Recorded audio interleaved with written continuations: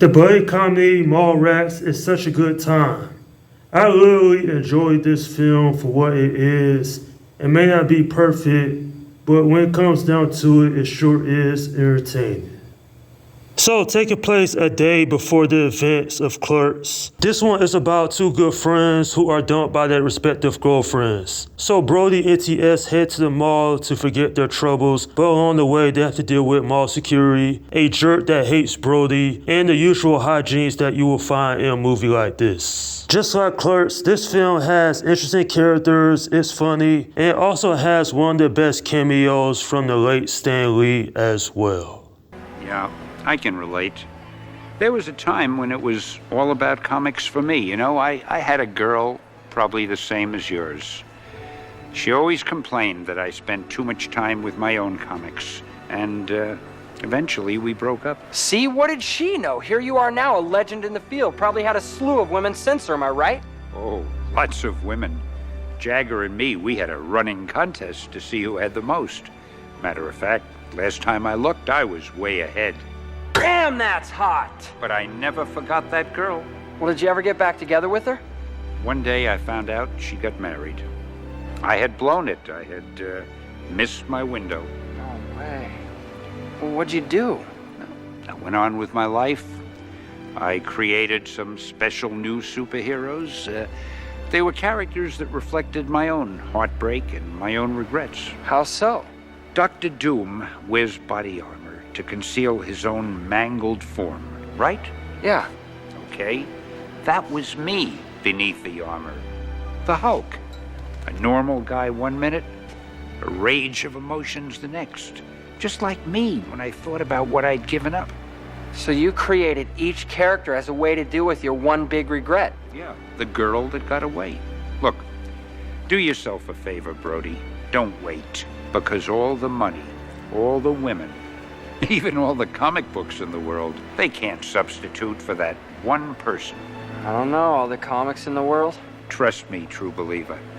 Well, good talking to you. Keep up all the good work. You keep reading them. I'll keep writing them. Hey, Stan. Yeah. She really meant that much to you? Brody, I'd give it all up. All of it. For just one more day with her. Take care.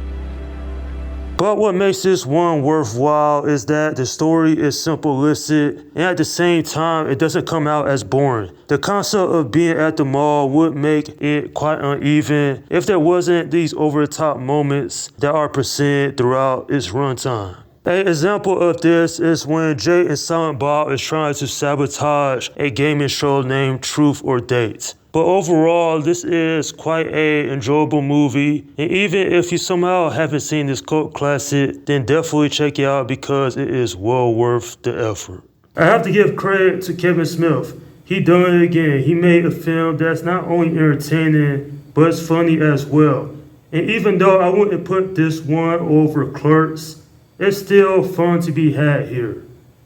We all been there. We've all gone to the mall on a Saturday just to forget our troubles. I really did like the chemistry between Jason Lee and Jeremy London. Both guys did such a good job here. Brody and TS, they're guys, well, they ain't really ever care about their girlfriends. Yeah, they probably did. But they ain't show it enough to them, hence why they get broken up in the beginning of this in the first place.